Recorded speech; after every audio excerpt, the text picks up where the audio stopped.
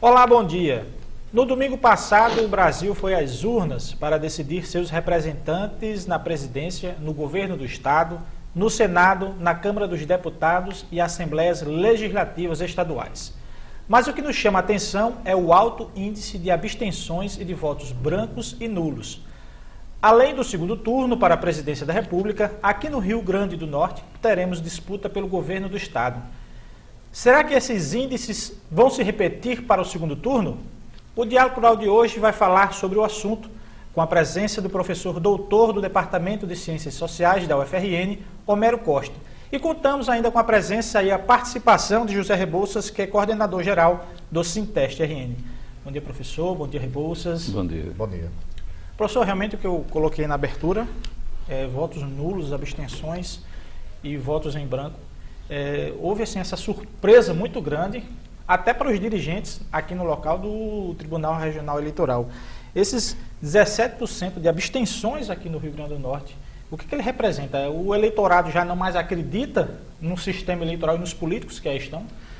Olha, primeiro um esclarecimento importante. As abstenções no Rio Grande do Norte, ela foi relativamente baixa comparado ao Brasil. Apenas 7 estados tiveram índices menores do que o Rio Grande do Norte.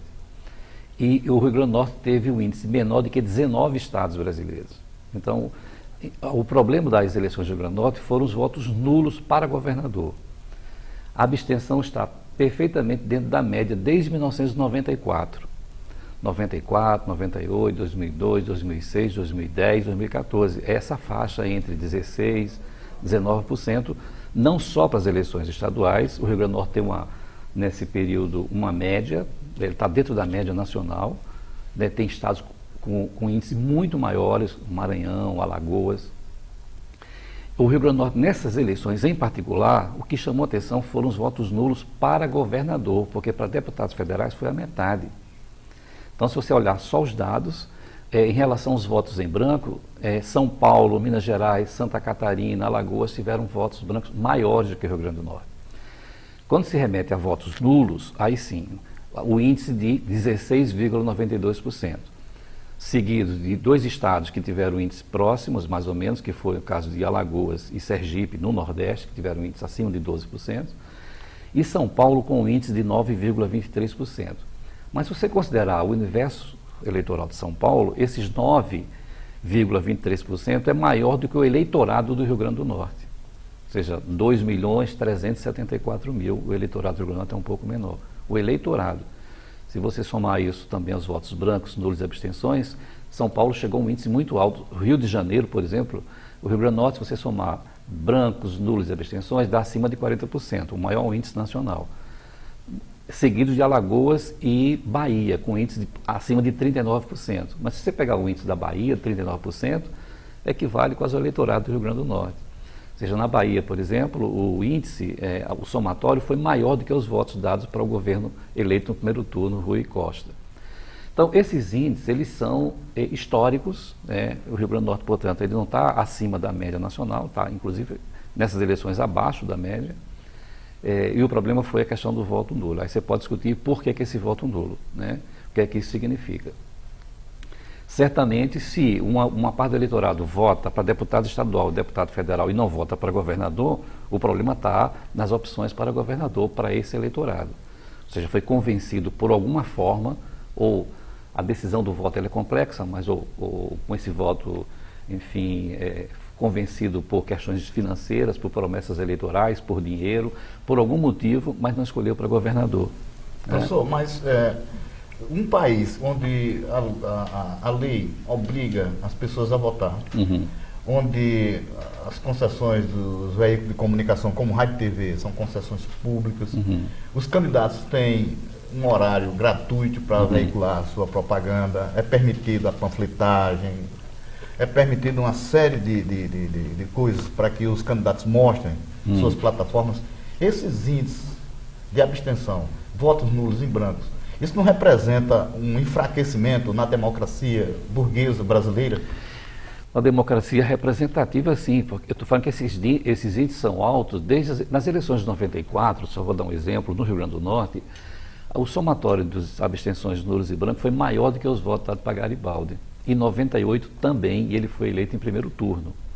Foi maior do que os votos dados para Fernando Henrique Cardoso para presidente da República. Maior do que os votos dados para o presidente da República. Portanto, são índices históricos. Agora, o que é que isso representa? Esses índices de abstenção não é específico do Brasil.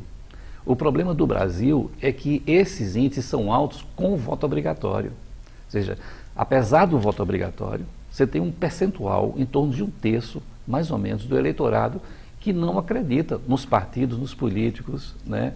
Não vota, ou vota branco ou vota nulo. Então, há de se pensar nas nossas instituições. Não por acaso, pesquisas realizadas sobre credibilidade das instituições políticas no Brasil, os partidos, Congresso Nacional, ocupam o último lugar, que as pessoas simplesmente não acreditam. Então, quem vota nulo é um voto mais consciente, é um voto muito mais consciente de quem vota em branco, que é um voto mais de indiferença em relação às opções partidárias, que é um voto de protesto. Então, se você somar isso com as abstenções, certamente uma parcela do eleitorado não acredita nessas instituições. É um problema para a representação. Se você pegar agora, nós vamos ter segundo turno, mas se você somar os 40% com os 8% dado ao PSOL e os outros pequenas somas dos outros candidatos, você chega a quase 50%. Os dois candidatos... não 50%, representa metade do Estado. 50%, os dois que vão para o segundo turno vão com os 50% restantes dos votos válidos. Né? Vão disputar entre eles. Né? Digamos que um tenha 60% e outro 40%. Mas isso vai representar o que no diverso de 50%? 70% que não. Né? Então, é importante dizer que isso me parece que se situa no campo mais geral da crise dos partidos políticos que não são representativos. O Congresso não é representativo. Tempo, né, professor? Não é de agora. Tempo, e não é só do Brasil, porque os índices de abstenção na Europa, nas democracias consolidadas, é muito alto. Nos Estados Unidos chega a 50%. Diversos países europeus, os índices são muito altos, que as pessoas, os partidos deixaram de ser instrumento, né, de representação da sociedade, né? Então, acho que a particularidade do Brasil é isso, a manutenção desses índices, que não é específico dessas eleições, num contexto quer dizer, de um sistema que tem um voto obrigatório. Essa é a nossa particularidade. E se não houvesse o voto obrigatório, esses índices passariam dos 60%? Poderiam chegar a esse nível? Em princípio, sim. Daí que a discussão em relação ao voto facultativo ou voto obrigatório, as opiniões se dividem. Né? Eu acho que essa é uma das poucas questões que não é exatamente ideológica, porque tem gente de esquerda que defende o voto facultativo, tem gente de esquerda que defende o voto obrigatório, da direita de um lado e outro também, né? Setores conservadores, que é uma questão complexa. Eu vou dar um exemplo mais recente, que é o caso do Chile. O voto obrigatório, ele é minoritário no mundo das democracias representativas. A maior parte dos países do mundo tem voto facultativo, todas as democracias consolidadas. A maior parte dos votos obrigatórios são na América Latina, são os países subdesenvolvidos, incluindo o Brasil. Países que talvez venham de uma ditadura, não é isso? Grande parte Grande parte que viveram nos anos 60 e 70 sob ditaduras. Mas os votos obrigatórios antecedem as ditaduras, né? Então, esses índices em relação ao voto facultativo, no caso do Chile, que eu estava me referindo, o voto era facultativo, o voto era obrigatório. A partir de 2011, o voto passou a ser facultativo. Na primeira eleição presidencial, que a Bachelet ganhou, Michelle Bachelet, que já foi presidente, que volta a governar o país, o índice de abstenção no segundo turno chegou a quase 60%. É um índice altíssimo. Então, se pensar em termos de Brasil, certamente, né, com o índice de insatisfação em relação às instituições, aos partidos, deve chegar aí, certamente aumentaria, o índice seria muito mais expressivo. Certamente quem votar em branco e nulo não ia, né, porque não tem sentido apenas, ou talvez, os votos em branco para lá, só para expressar a sua indignação. Professor, a gente vai para o nosso primeiro intervalo. Nós voltamos em 30 segundos, mas eu vou deixar uma perguntinha para o senhor responder. E o Rebouças também poderia responder como sindicalista e coordenador do movimento sindical que participou das manifestações em junho e julho, quer ver que houve aquele, digamos assim, popularmente aquele rebuliço em todo o país. Essas manifestações, talvez, esse resultado nas eleições foram, talvez, os resultados foram resultado, mas dessas manifestações, o professor responde no próximo bloco. Continue aí.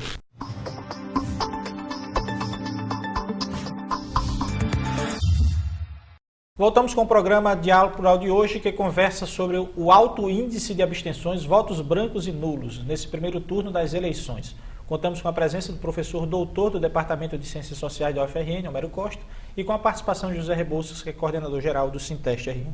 Eu deixei uma pergunta no bloco anterior para que os dois pudessem responder. Eu começo com o Rebouças, que participou ativamente das manifestações como sindicalista, coordenador de um sindicato extremamente representativo aqui no Rio Grande do Norte. Rebouças, essa votação, essas manifestações no mês de junho e julho, respingou nas eleições agora? Foi um voto de protesto?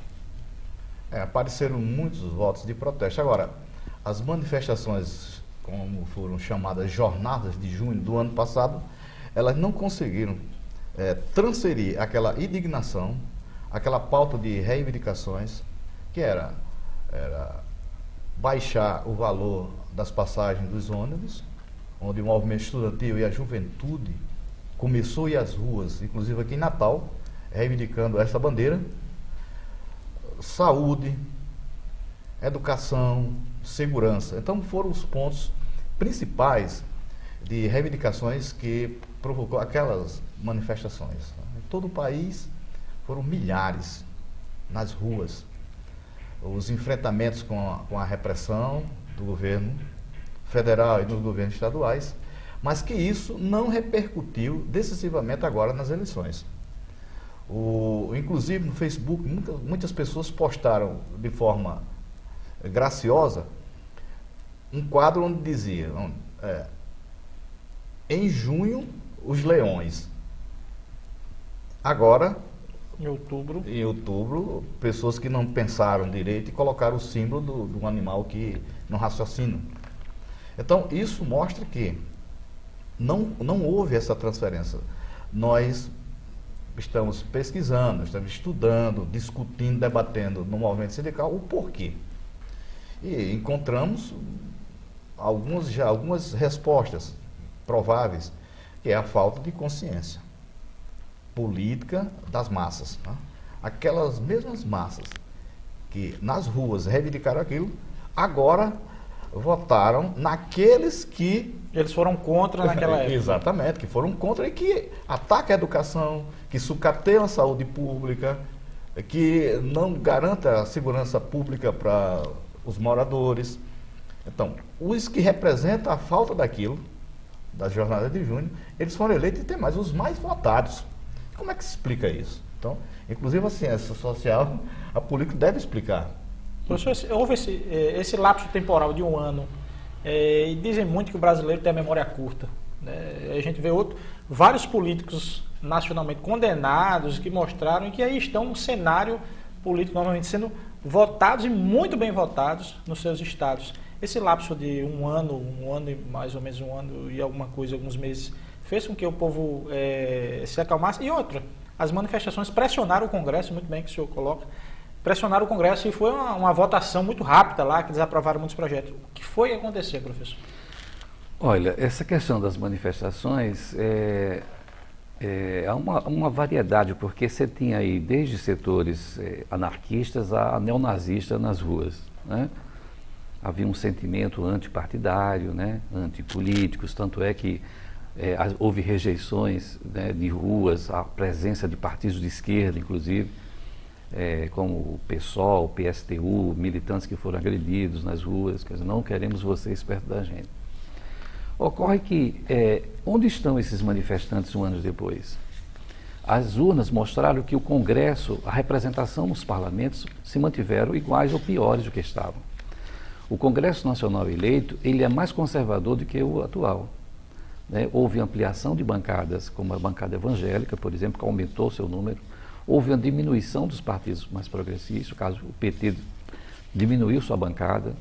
Quer dizer, onde está essa indignação que não se expressa nas urnas? Uma parcela é possível que esteja nos votos brancos e nas abstenções, e em especial nos votos nulos, né? Nos votos brancos e nulos. Portanto, é uma desconexão, digamos, né? Porque se essa manifestação ela fosse expressão mais geral do povo brasileiro, não de uma parcela do povo brasileiro pequena, né, que foram às ruas, embora expressiva, certamente o cenário seria outro, né? Porque se está contra tudo que está aí, evidentemente que um Congresso deveria estar contra tudo que está aí, não é. É um Congresso que vai ajudar a manter tudo que está aí, né? Que é um Congresso majoritariamente conservador, né? Então é assim que eu vejo. Professor, e os votos nulos, brancos e as abstenções, de uma certa forma, ajuda ou prejudica na representação política? Digamos assim, eu manifesto contra uma situação dos políticos que estão colocados, são postos, e eu vou e me abstenho de votar em outro candidato que poderia até ajudar a tirar todo esse sistema político. Eu votando branco, nulo ou não indo votar, isso não seria talvez contrário a tudo aquilo que eu pedi nas manifestações em junho? Se você pedisse isso, né? O problema é que nem todos pediram isso, né? É difícil julgar, porque a questão do voto em branco e nulo, há diversas razões, há diversas explicações para isso. Não existe um fator só explicativo, nem para as abstenções e nem para os votos brancos e nulos. Há diversas razões, né? Em geral, o voto nulo em particular, e a expressão aqui foi em relação à característica das eleições do Rio Grande do Norte, foi para governador, porque para deputado federal, como eu disse, foi apenas a metade. Portanto, muita gente votou para deputado, não votou para governador. Quer dizer, uma forma da rejeição a um sistema, às opções partidárias existentes.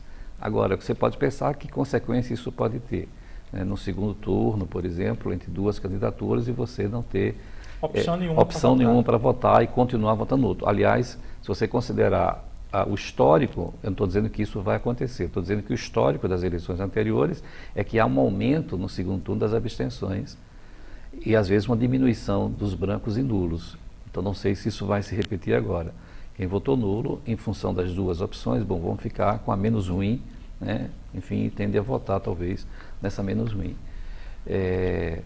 Mas é isso, é complexo, quer dizer, você não tem uma explicação única, né? Agora, a consequência que isso pode ter, quer dizer, a indiferença pode ajudar a eleger quem você não quer, né? No fundo, você está rejeitando, mas não pode fugir, porque esses que você está fugindo dele vão lhe governar. Aquela velha frase, né? O pior de quem não gosta de política é porque é governado por quem gosta, e gosta muito, né? Inclusive, foi formada uma organização nacional, aqui no estado do Rio Grande do Norte também, foi instalada pelo voto nulo.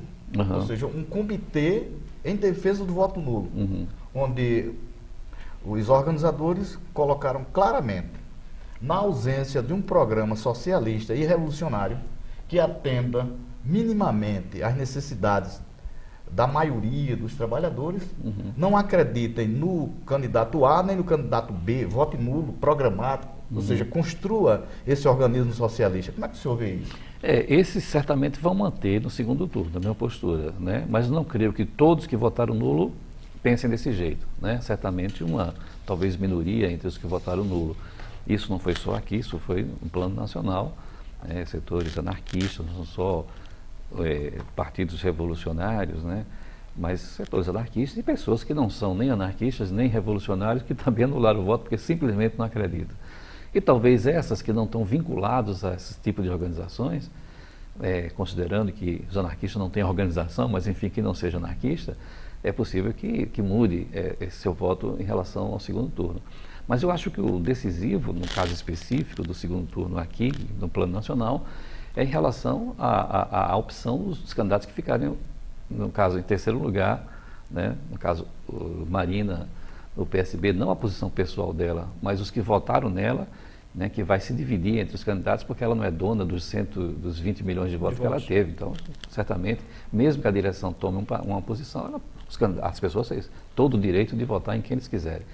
E aqui no plano estadual, no caso dos que votaram no PSOL, que foi muito, muito além os votos a Roberto de que eu voto no PSOL, porque se fosse voto no PSOL, os seus candidatos teriam sido eleitos, né? Então seria uma chapa fechada de deputado estadual e deputado federal, e houve uma diferença imensa, né? Acho que quem teve mais votos foi o Sandro, com 6 mil e poucos votos, e Roberto teve 129 mil, enfim, não foi um voto partidário, né? Foi um voto de protesto em relação a essas duas opções. É possível que esse protesto se converta em voto nulo e aumente o percentual de voto nulo, mas é possível que faça opção entre as duas candidaturas. O mesmo aconteceu com a candidata a deputada federal pelo PSTU, a estudante Jéssica, que obteve 100 mil, e 600 votos, enquanto a candidatura majoritária não chegou a 1%. Pois é, você tem uma inversão, né? A gente continuou com esse assunto no próximo bloco, a gente terminou esse segundo bloco, mas a gente também tem um tempinho também para falar sobre a questão da reforma política, né, que é um tema que está em vigor há muito tempo, que candidatos a presidente já prometeram fazer e até hoje não fizeram. Nós voltamos em 30 segundos, continue aí.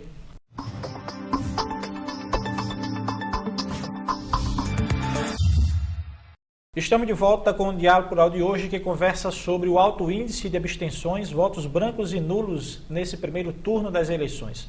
Com Homero Costa, que é professor doutor do Departamento de Ciências Sociais da UFRN, e com o coordenador-geral do Sinteste-RN, José Rebouças.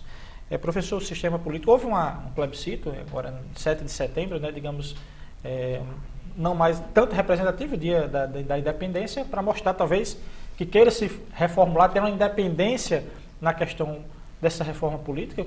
O que chegou ao resultado, se saiu algum resultado, e o que se pediria nesse plebiscito? Olha, entre os dias 2 e 7 de setembro, os movimentos sociais, a plataforma dos movimentos sociais pela reforma do sistema político brasileiro, fez um plebiscito nacional. Foram mais de 40 mil urnas e houve votos também pela internet. O total de votos que era para a votação para um Congresso Constituinte exclusivo para votar uma reforma política. Ou seja, não era esse Congresso, era a convocação de uma Constituinte exclusiva, proposta que já havia sido defendida por Lula, depois ele esqueceu quando foi eleito, não teve condições no Congresso de fazer isso. Na campanha eleitoral de 2010, Dilma também falou sobre isso, e agora mesmo, esse discurso do segundo turno, ela voltou a falar sobre reforma política e a necessidade de uma Constituinte exclusiva. Então, a cada 4 anos... Prometem, aí quando chegam nos embates no Congresso, aí a coisa não anda. Mas o resultado foi o seguinte, quase 8 milhões de votos, 778 mil, uma coisa assim, quase 8 milhões de pessoas votaram, dos quais em torno de 93% votaram a favor da convocação de uma Constituinte. A luta agora, isso para mostrar que existe aí essa plataforma, são mais de 400 entidades da sociedade civil organizada, que é representativa. A luta agora é por um projeto de lei de iniciativa popular, que está, que é na Constituição de 1988, permite, com 1% dos votos em 5 estados, certo? Ou seja, 1.420.000 votos, que você pode, assinaturas. E ser encaminhado ao Congresso. Certamente vai ser ultrapassado, já está sendo recolhidas essas assinaturas. Não por acaso, foi feita uma pesquisa nessa legislatura que está acabando, em torno de 80% dos deputados eleitos e senadores foram os que mais gastaram nas suas campanhas eleitorais. E quem é que financia essas campanhas? Agora mesmo, se você pegar os 8 que votaram aqui no Rio Grande do Norte, pelo menos os dados oficiais, a caixa 1, digamos, vamos que lá, aparece o que aparece, o que teve mais voto, que foi o Walter Alves, foi o que mais gastou. E o que teve menos voto, Betinho Rosado, foi o que menos gastou. Você veja aí E se você comparar com os demais candidatos, você vai ver que foram os 8 que mais gastaram. Eu vi um dado chamando, dos 8, 5 são milionários, pelos dados oficiais que estão na Justiça Eleitoral. O que essas eleições, para mim, mostraram é a imperiosa, urgente e necessária reforma política no Brasil, que possa acabar com o poder econômico, ou seja, acabar com o financiamento privado de campanhas, porque ela é decisiva nas eleições, e os deputados, senadores eleitos pelo poder econômico, pelas grandes empreiteiras, bancos, eles vão controlar o exercício do voto, não é o eleitor comum, que às vezes vende seu voto por uma ninharia, que vai controlar o voto do deputado, do senador no Congresso. Mas uma empresa como a JBS, que deu mais de 112 milhões numa campanha eleitoral, empreiteiras que dão milhões para as campanhas eleitorais, elas vão cobrar a fatura, vão cobrar sua fatura. Vão pedir que votem num projeto que beneficie.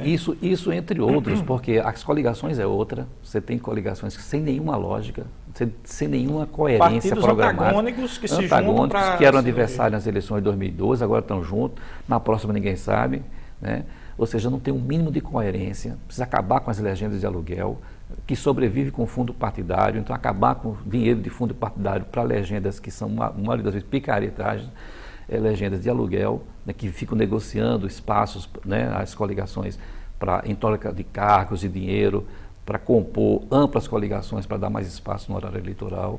né, que não é gratuito, né, no horário eleitoral de rádio e televisão. Então, e acabar com essas legendas de aluguel, acabar com coligações, acho que tem proposta no Congresso para acabar com as eleições proporcionais, elas não avançam, estão nos relatórios, quando vai ser votado, não vota. Por quê? Porque a maioria foi eleita por coligações. Hoje, apenas 36 deputados dessa legislatura de 513 foi eleito com voto próprio. Então, todos são eleitos por coligações. Aí você acha que eles vão votar para acabar com as coligações?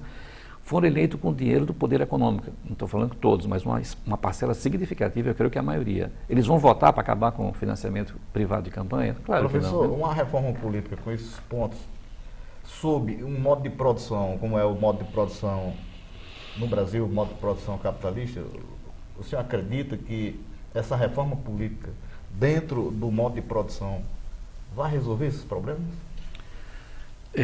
Eu acho que uma reforma política que possa contemplar esses diversos fatores melhoraria muito a qualidade da representação, né? Não transformaria o país num país socialista, né? Mas certamente melhoraria muito a qualidade da representação.